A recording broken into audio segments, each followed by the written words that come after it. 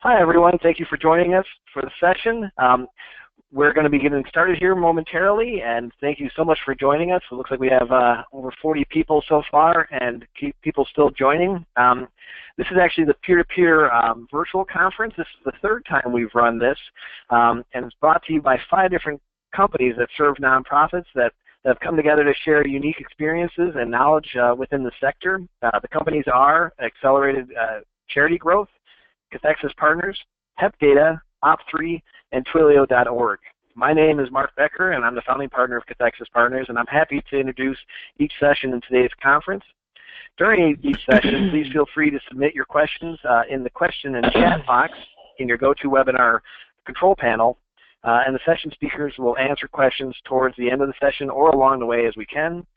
Please note that each session will be recorded and made available online after today's virtual conference, and we'll be sending out links to that once it's available. And with that, I'd like to turn it over to Erica.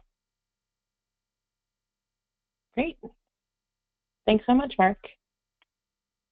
You bet. Sorry, I still see start broadcast. Is my screen up? It is. Great. Hi, everybody. Thanks so much for joining us this morning. I'm Erica Helphand from Op3. I've been working in peer-to-peer events for about 18 years now. I worked with another company than Op3 on the American Foundation for Suicide Prevention's inaugural overnight back in 2002. And in 2006, I was fortunate enough to, with Op3, have the opportunity to continue work on the overnight for AFSP. And Nicole, who's with us from AFSP, I'll let you introduce yourself.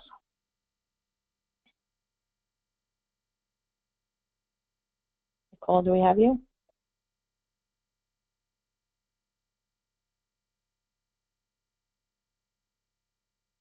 Nicole? All right, I know she's there.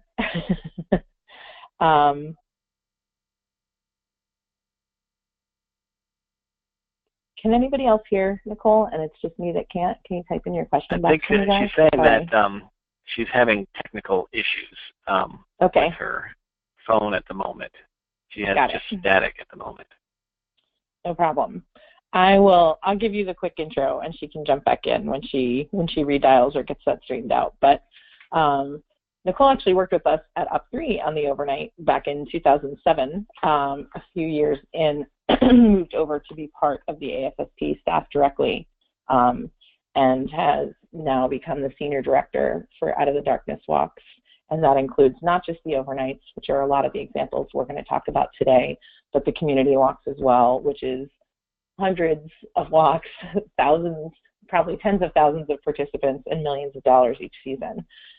So an awesome longtime partner and all-around general great human and peer-to-peer person to know.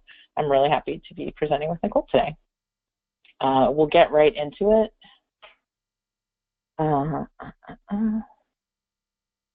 We will get right into it. Mark, my screen's frozen. Here we go. And basically not letting a bad experience cost you fundraisers to create. We're doing 5 steps for event day success. Why do we care about repeat participants? Great question. According to an industry white paper, which I know you guys are inundated with all the time, but this is a great nugget to know. This white paper reviewed 15,000 events between 2013 and 2015, and the average walk with no fundraising minimum had 37% of participants return to an event for a second year. The important thing to know about them is that they tend to be your best and most effective fundraisers, and their average amount fundraised in this particular study in 2015 was $135.82 versus $52.89 average raised by new participants. So there's a ton of other compelling reasons, but this alone should make a strong case for investing in a well-produced event, and that doesn't necessarily need monetary resources all the time. You can have a really well-produced grassroots event as well. So that gets us to step 1, which is designing the right event for your organization. I am going to go through this kind of quickly, only because designing the right event was originally designed as its own session, but most people here already have an event. So I'm going to ask a few questions just to give you kind of food for thought And hopefully these are going to come in handy when that new board member who just got into cycling decides you need to add a bike event. Have some questions to ask around goals and things that can set you up for success before just adding things to your portfolio or creating new events.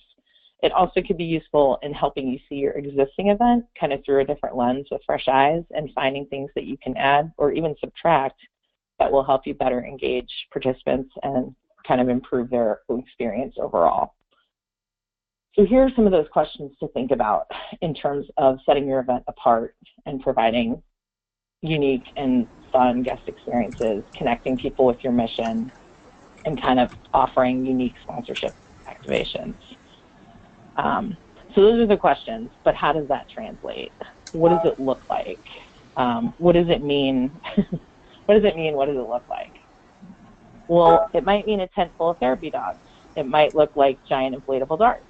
It might mean putting some of your participants on a boat because your ceremony site is a pier you've outgrown. It might look like a new way for people to share why they're participating. It might mean making sure every kid in the top trot is #1 and feels like a hero. It might look like a cool and playful partnership activation, in this case, the Cadillac of camping. It might mean creating opportunities to honor participants and showcase their impact. Or this last one in the top left, it might look like connection, visibility, and a reason to reach out. Let's look at the overnight honor beads. At first, you just see beads, right? But when you know what they mean, you can really see that there's so much more and that their specific visibility invites connection and gives the community a reason to reach out to one another. Nicole, do you want to talk a little bit more? Not necessarily, I think the honor beads are fairly self-explanatory for people, but if you're back, kind of the other local flavor things we talked about. Yeah, and can you guys hear me? Yep, we got you now. I'm sorry about that. We are having some technology issues here. So yeah, I think the one thing that's important is to look at both the things, the elements that are kind of unique to your cause that help build the community, like the honor beads, but also maybe some things that happen locally that can kind of add a little bit of flavor to your event. So for example, I was just in New Orleans for our community walk there, and one of the things that they do is they have a brass band that's playing all during opening that made it just really feel like you're kind of at a New Orleans street event, and something like that probably wouldn't work for every walk that we have, but it felt really authentic and built the community there. And they also do kind of these umbrellas that are really traditional there. They call it the second line that goes out. So little elements of like the local culture were infused into that event to make it feel really special and unique for that community. Very cool. Budget's something else important to keep in mind. Beyond tents, tables, chairs, toilets, all of those hard costs, consider what your event costs you in staff time spent managing committees, and efforts, staff or otherwise, to secure sponsors and donations. And with respect to donations specifically, I would say take a hard look at in-kind. Defining what really adds value and enhances experience or reduces expenses can really help you make better decisions about what opportunities are worth your time and resources or worth your staff's time and resources. If you've got someone making a ton of phone calls and sending a ton of emails, chasing down $150 worth of granola bars, that's maybe not as good as if their time was spent coaching on fundraising, making sure someone shows up, and interacting with a donor, those kinds of things. So, super important budget note kind of on that count. The next is sort of sites and routes, and this is really about what your key criteria is. So we need a site that can hold 5,000 participants, or we need a marquee site that will appeal to participants who might not otherwise be interested in our event, or we need a route that doesn't require road closures because our budget's really limited, or we need a certified course because this is a qualifier for another race. Whatever it is, getting everyone on the same page is really the best way you can set yourself up for success and have the appropriate time to plan, and you're not rushing, which is when a lot of these kind of pre-preparation things get missed. Excuse me. Similar to knowing your event requirements, in this case, let's say you need to begin marketing your event 9 months out. You need to know how far along you'll be in the permitting process in order to publish and promote your date or route. And that's the way some of those hard logistics can actually be a really great sales and marketing tool for your team. The more that you can tell someone about the event and make it real for them, the better, the better your team is equipped to kind of sell the event. Because really, at the end of the day, that's what you're doing. And it's hard to do with no information or a ton of coming soon, coming soon, coming soon on the website, which all too often happens. So here are some of your questions just to think about, to bring back to the office. And next, we're kind of going to start getting into a lot of detail, which is where you get into the pre-planning work. What I want to say about this is that the overnights are really complex. These are significant distance walks of 16 to 18 miles. They have multiple anchor sites. There's a ton of moving pieces, and there are huge numbers in terms of crew, volunteer, and staff support. And crew are actually volunteers that pay to volunteer and are with us for the entire event, which is a whole separate group from volunteers who are more day volunteers, as you know them. So some of this is going to be way more detail than many people might need, particularly if you have a 5K or a stair climb or a stationary bike event or something else that happens all on one site or has a much shorter time frame than dusk to dawn, which is when the overnight takes place. But even the documents that don't apply to you or you think don't apply to you may inspire you to create something that does, something that can improve your event in some way. And beyond that, I know one challenge that all of you guys share is staff turnover. I'm sure everyone here has been guilty of letting that one coordinator or manager handle everything for a particular event. And honestly, you were probably so grateful you could count on them to cover it. But then they leave, and you're left with no institutional knowledge and really limited historical information about your own event. And that learning curve is steep, and it starts all over every time.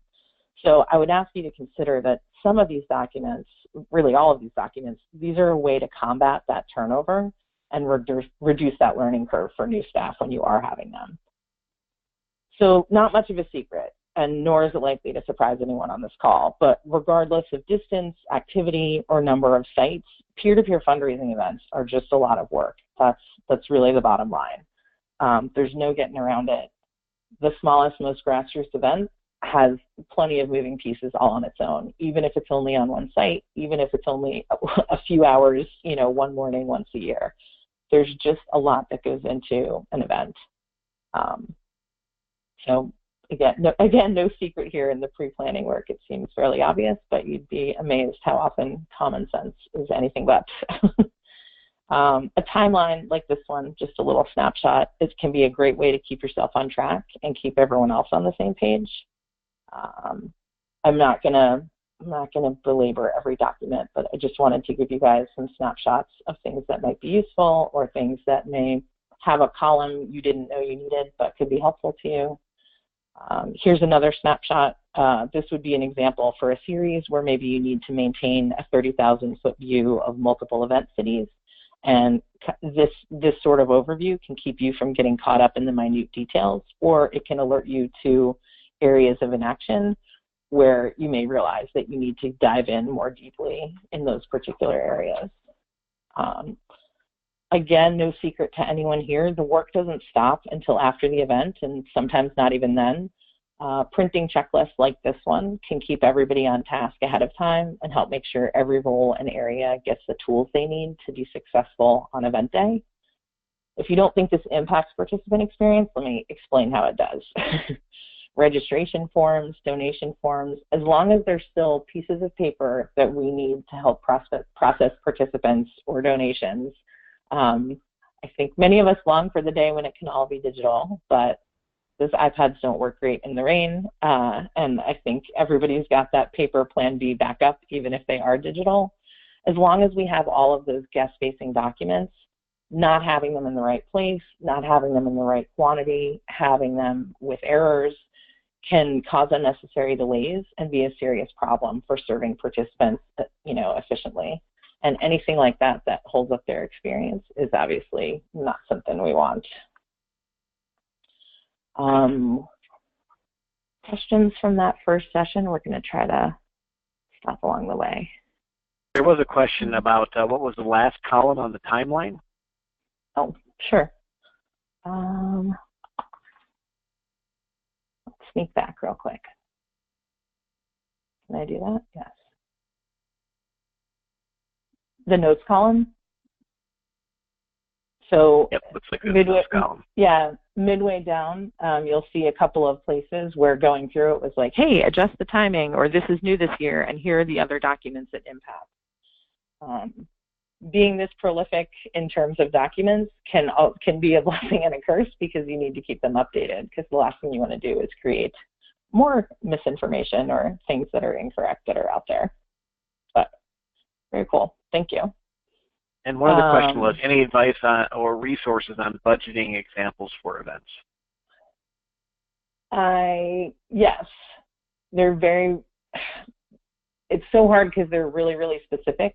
I have a couple things that I can send out after the call, and I also definitely encourage you guys to reach out to Nicole or I with questions. I'm happy to share other best practices or documents or pick things up in your particular area of interest. So hopefully that will be helpful. In terms of staffing, it's not just about having the right numbers. It's about your staff knowing what's expected of them and having what they need to best support your participants. That's a really, really kind of critical thing. And here are the three things that kind of go into that.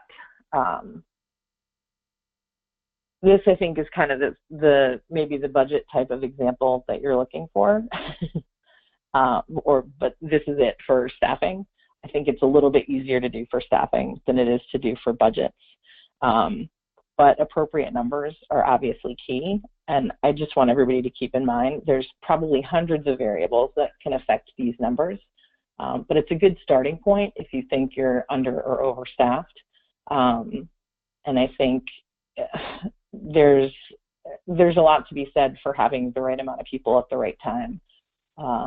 We say a lot on our events, too many volunteers is as bad as too few, because you can't provide a good volunteer experience.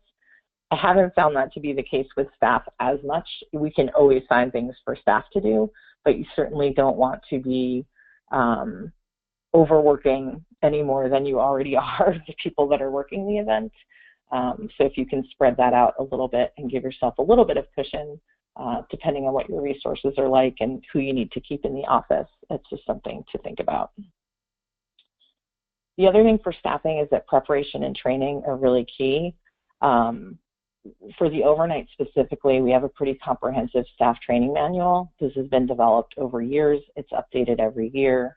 I just thought the snapshot of the table of contents would give you a little bit of a sense of how much information we have to give someone. And again, this is an event with multiple sites and a lot of staff roles, but that event overview, that's just the one page, which is what kicks off the training manual. That's something that you could provide to everybody. I think there's a little bit more that everybody could know about their own event or whatever part they're not focused on every day. So this is something that can help with that. Correct assignment is also really key. So this has job descriptions regardless of what job you're in. We usually utilize an event buddy system as well. So if there's someone that's new to the event or new to that particular event role, we encourage them to contact someone else who's done it before, beyond just reading the manual, to get a little bit better sense of what they can expect. And just thinking about who is going to be in a really forward participant support, guest-facing role versus maybe a more behind-the-scenes production role. And I think there's a natural fit there for, you know, who's interacting with folks on a daily basis. It doesn't mean that everybody shouldn't be ready to have those interactions, but just like staffing in your real life, if you're hiring for a position, if you have the luxury of considering those skill sets, it's definitely something that can help you staff correctly. Organizing, packing, and managing supplies. With here, I would say a little infrastructure can go a long way. The manifest on the left is something that we use for rest stop supplies on the overnight. The diagram on the right is from a different event, but it's a lot of similar supplies, and there's some good packing notes in there. Sometimes people are visual learners. It's good to have this level of detail so you're not buying a flashlight to climb into a truck to look for the flashlights in the dark. I would pause for laughter here. It has actually happened. So anything that I say that is mind-blowing to you is not because I'm an event genius. It's because I've just been doing this for enough years that I've probably been bitten by nearly everything by now, and I try never to let the same thing bite me twice. You might think about like, oh, this is completely separate, it's behind the scenes, it's staff, how does this impact participant experience? Let me give you an example. This says this rest stop needs a long spoon. Why does this need a spoon? It doesn't really matter if it doesn't have it. So I'm not going to pack that, and I'm not going to say anything to anyone. Well, now those supplies get to the rest stop, and now the rest stop team can't mix the Gatorade. And now one of your participants is dehydrated, and now you're calling an ambulance. So all of these little things that you think don't have an impact really do in almost every supply, in almost every way, has something to do with supporting participants. I know all of you have probably been slaves to the timeline or run of show or had to create a giant bulky document. A simpler or more specifically relevant snapshot can be a little bit more user-friendly and therefore can come with less mistakes or less missed cues, if you were. Here's a couple of snapshots from the overnight, which just help. These are for staff specifically, but where do they need to be? Where are they meeting? What day are their meetings? Where are they? And what else is happening with those? The overview on the right, I stripped out the names and phone numbers, but here are the things you're doing each day of the event. And again, I know the overnight is more complex if folks are just showing up that morning, but this could even be for the week before in your office if you're organizing supplies or creating packets or that kind of thing. So something to keep in mind for staff user-friendliness. Along with that, providing the right info at the right time is a common sense move. It requires some forethought. Again, common sense, anything but. So with a little bit of forethought, I think you can easily have the right thing at the right time. So on event, you want copies of the site plan for everyone who needs it. You want a site plan that has the labels, that has the areas clearly labeled, including walkout. And you want it, whether you're expecting weather or not, maybe the site manager's copy is in a sheet protector or it's laminated. Maybe the tables and chairs distribution is on the back, or there's extra copies of that, or there is a list on every tent that shows how many tables and chairs go there to help empower your volunteers to set up and not have 6 or 16 people standing around sharing one piece of paper. Sounds simple, but very often does not happen. The nice thing is that you can do a lot of this digitally now, even if you have a huge event book of information that can be shared digitally, or if you have just this one snapshot, several people can take pictures on their phone and use it that way. And that has helped quite a bit when things like this have run short in my experience. So pre-event, which is this left-hand letter, it's a little bit small, but my point was just a welcome email or a letter with the basics in it that accompanies that staff training manual and any travel documents in terms of people's arrival and departure. It's just a nice companion piece. It's fairly low effort and will be helpful kind of getting everybody on the same page even before they get there. Post-event, thank you, obviously most important, but also if you can pull participant or client feedback when that's appropriate, it's really nice for folks to hear that the work they did improved the world and change something for someone. They work really hard, and it's nice for them to hear that sometimes because they don't, especially for your staff that don't have regular participant interaction except for an event, it's really nice to hear. Instructions for next steps. So I know you guys have your bag fee or your cab home from the airport and you need to charge us back from that. Here's what that expense report looks like, and here's how you can get your money. And then, of course, the request for feedback. Your staff, this one gets missed a lot. Your staff and volunteers are really good listening posts for gathering info about what your participants like and don't like or would like to see added or removed. So it really behooves you to capture that data in some way.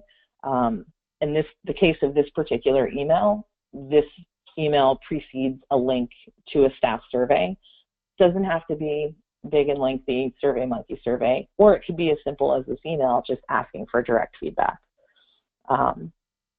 That's something that can help you down the line, because those staff or volunteers are very often in the same position all day. So they hear if they hear the same question hundreds or thousands of times, well, that's something that we can either communicate better, or that signage can improve, or that we need to address in some way if it's, if it's a complaint or a request.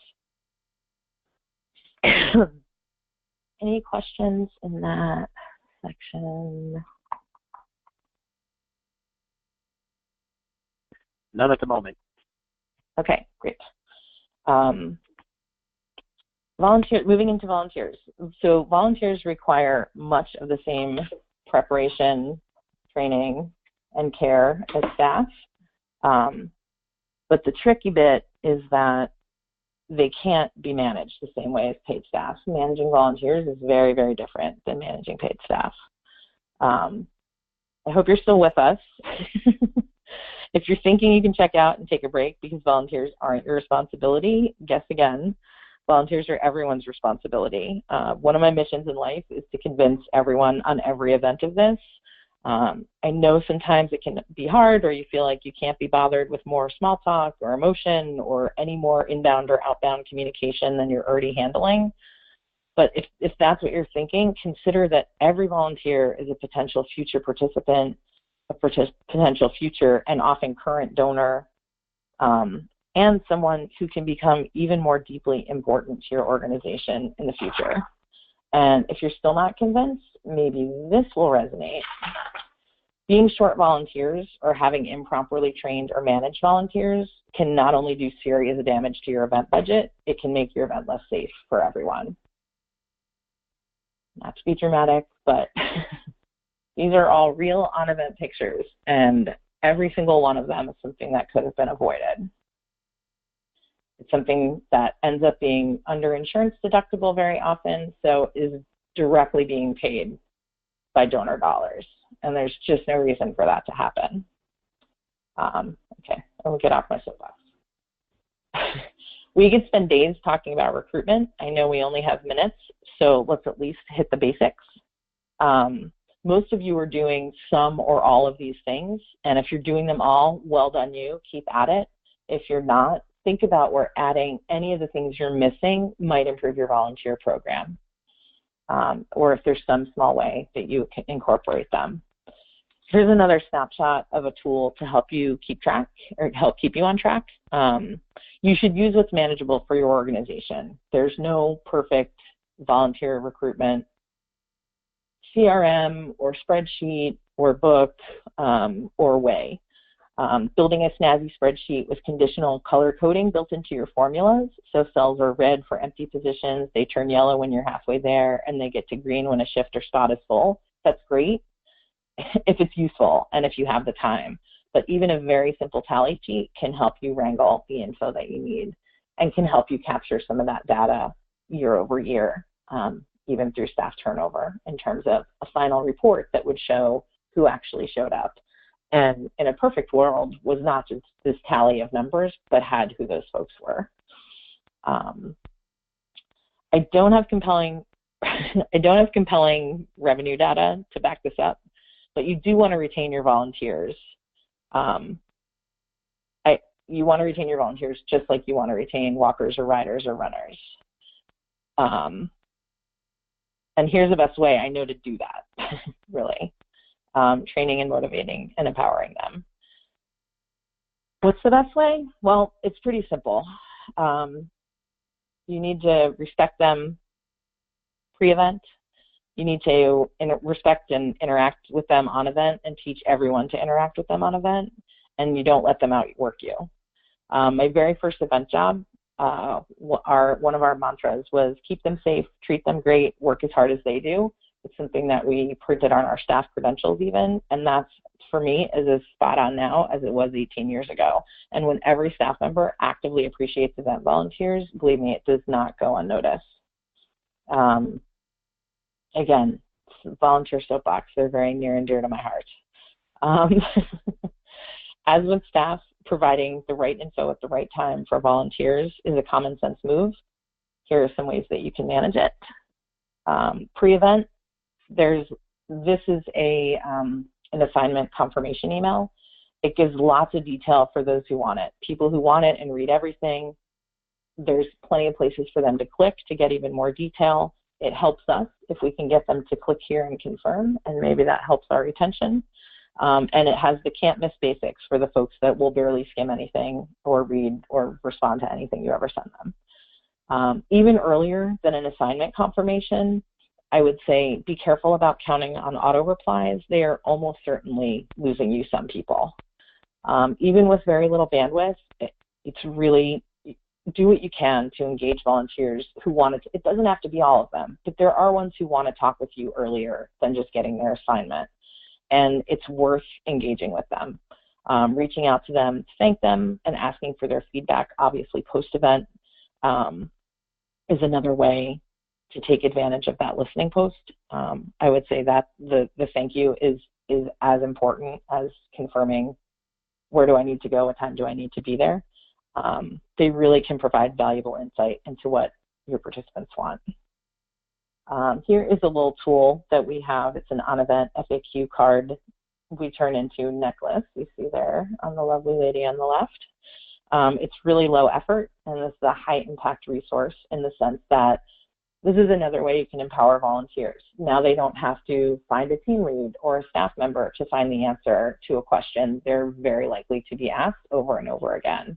And even better than that, it keeps them from making up an answer. So win-win all around. I have tried to teach the staff on every event I've ever worked that our thanks is the only paycheck our volunteers get. I think it's been effective because our team, our clients, and even some of our extended network of contractors tease me about it. But I really don't think you can say thank you too much. If that's their paycheck, I encourage you to give them a raise, and anything you can do to show volunteers you care, in my mind, is worth doing. All right, volunteer questions. Did have one which was about volunteer timing. And really it was about what should the timing be. I think the volunteers really can guide you. If you have someone that's reaching out, you know the ones that want to interact with you beforehand and before you have a ton of information for them. It's worth cultivating them. I know it seems lower priority than something that's directly revenue producing, but as I said, you know, those folks have just as much potential to do that as well in the long run. All right, moving on from volunteers. Mitigate emergencies and risk.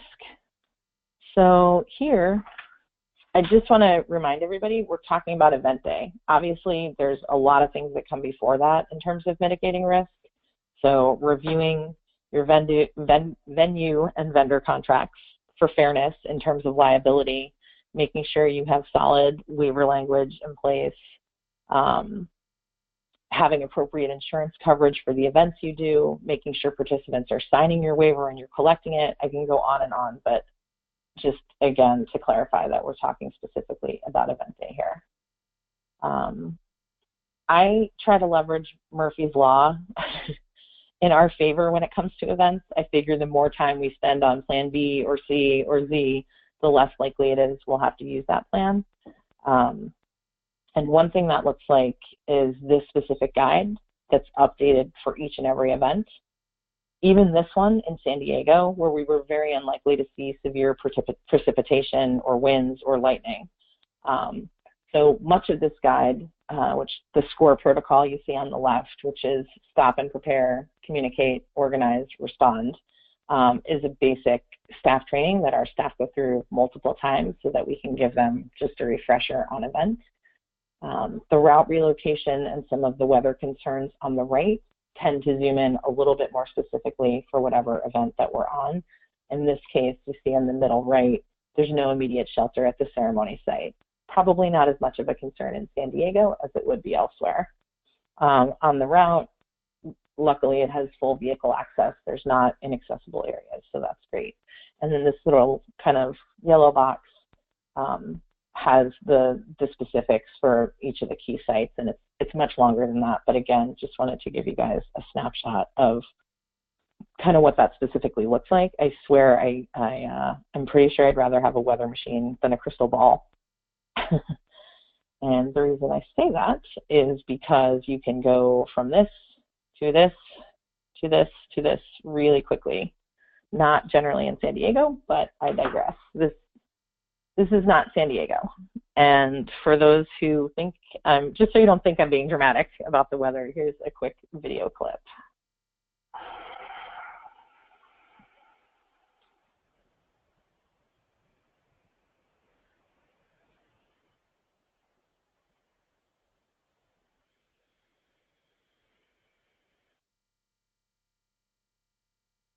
On the bright side, looked like this about 20 minutes later. We already had shuttles running to hotels, designated family and friend pickup locations, and a nearby laundromat where staff and volunteers were pumping quarters into industrial dryers as fast as participants could load their wet clothes into them. But let's get back to the overnight, where it has also been known to go from this to this to this to this really quickly. This is the Boston overnight.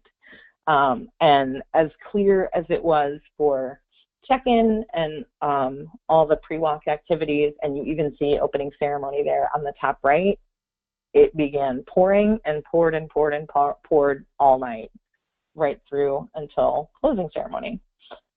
Don't fret, there was also some good news. On the bright side there, we were already outside our relocation site. So to make the move inside required some changes to our transition plan, what tables and chairs we could condense or live without entirely, and that's shown on the top left. A new closing ceremony footprint that would fit inside a smaller space. That rough sketch site plan is shown on the top right. We also needed to let participants know, most especially because we'd made the decision to cut almost 3 miles from the route, obviously very significant. The section in question was unsheltered and very difficult to access by vehicle. So my little handwritten script edition is in the bottom left there. And in the end, we had ourselves a cozy, impactful, dry, and safe closing ceremony indoors, and that's that bottom right shot. Nicole and I were talking about it and kind of reminiscing about Boston, and saying it's interesting because sometimes events where everything goes sideways like this, particularly if you're prepared, if people feel that they're being appropriately taken care of, that they're safe, it's almost that once they're out of danger or physical discomfort, it can be even more powerful for them. Nicole, I'll kick it to you for.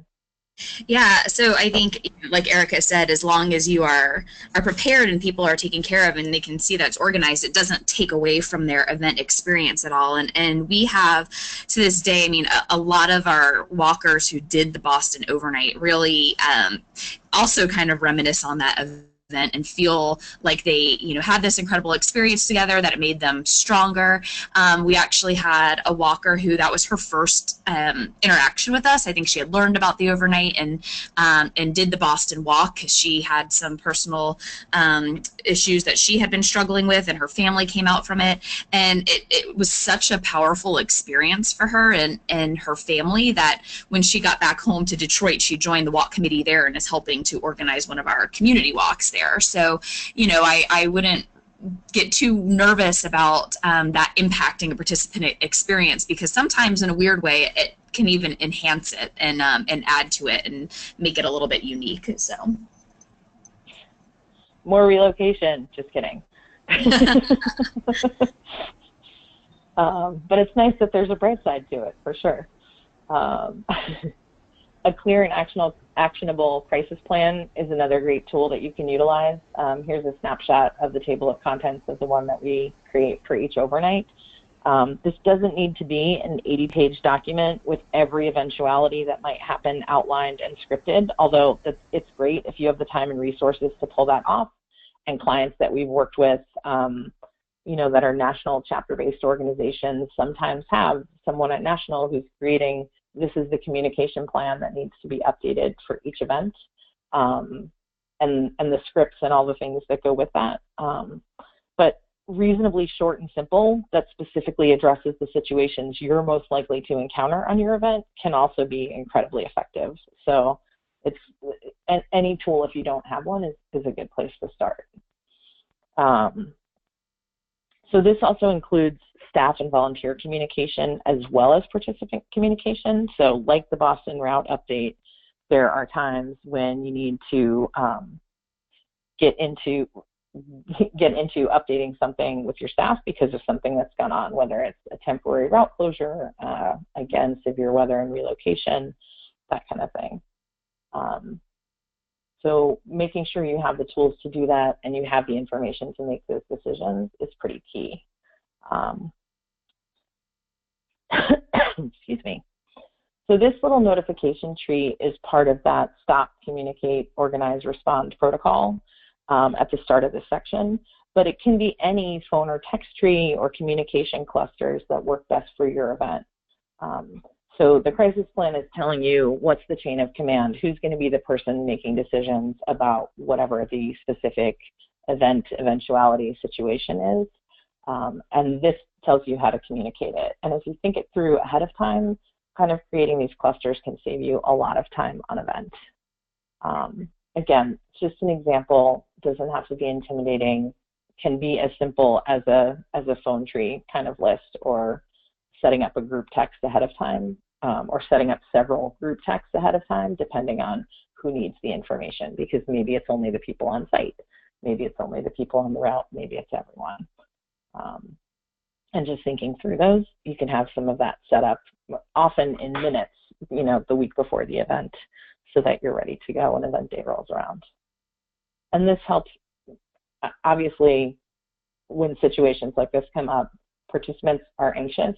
So having staff not be anxious and feel confident in the information that they have so that they can convey that information to participants can often be the difference between folks panicking and feeling like, oh my God, no one has any idea what's going on, versus maybe we're just waiting for the information. But being able to keep calm and have everyone have the same answer can mitigate that and keep people going, oh, okay, I'm not in danger. They're thinking about things. They know, I still feel supported, and I'm okay to continue, or I understand why I can't, if that's the messaging. More and more events use their official social media channels for updates. Signs like this one up top most typically are used in competitive endurance events like marathons, half marathons, triathlons. They can also be useful to communicate with participants about the particular conditions of the course. And these are things you can have either at the anchor site itself or along your route. You can also have participants opt in for text messages. I know many folks are doing that now. There are things like rainout.com, easytexting.com, textedly.com. There's a number of free and paid services.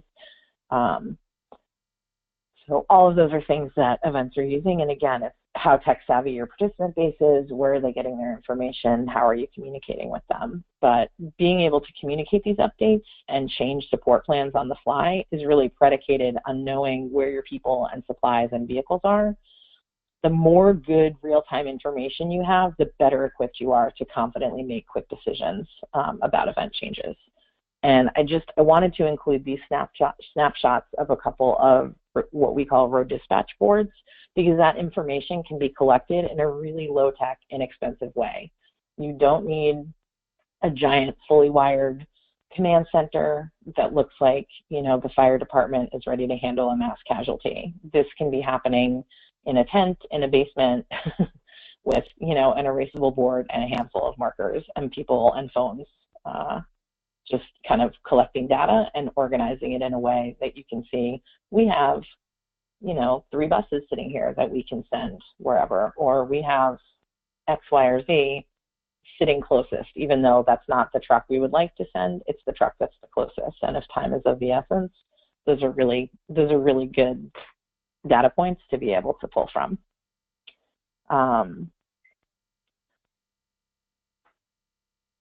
We are just about at the end of our time. Are there other questions? that have come in? No? Okay. I'm just going to quickly kind of recap our 5 steps for event day success. Step 1, designing the right event is basically about knowing what you're trying to accomplish and what your resources are. I really do believe that you can make it great on any budget, and I really do believe that even a big budget can't save you if you don't have your act together. So we've seen some really low quality expensive events and some really high quality grassroots events. You know, doing the planning, how are you going to lay the groundwork for a successful event day? Like, all of that starts so far ahead of time, and sometimes you have to just do the best you can with the time that you have. But if you're thinking about it from early on, I think that's a good step to getting yourself to a successful place with whatever time you have available. Staffing, what have you done to make sure your staff is ready? Can you be doing more? Do they need more? What are you doing that you can stop doing because something else will be more useful? Is your volunteer program all it can be? Keep doing the good stuff you're doing, but are there things you can add? Do you not know? Maybe you can ask some of your key volunteers their biggest wins and biggest frustrations with your organization over the years. That can be an eye-opening conversation. And finally, just, are you ready for the situations that are most likely to come up? You may not know what all of them are, but you know what a good chunk of them are, I would think, a good chunk of the time. And then in terms of final questions, it looks like some of the question about whether some of the examples will be available. Yes, we will share the deck. There will be an email that goes out, just like your registration email, that will share Mark's CAPEX's peer-to-peer guide. That has a short article kind of highlighting what we've covered in this session, just in a quick little one-pager, but we'll PDF and share the deck as well, or a link to the deck in that email as well. Other questions? Sorry, just scrolling real quick.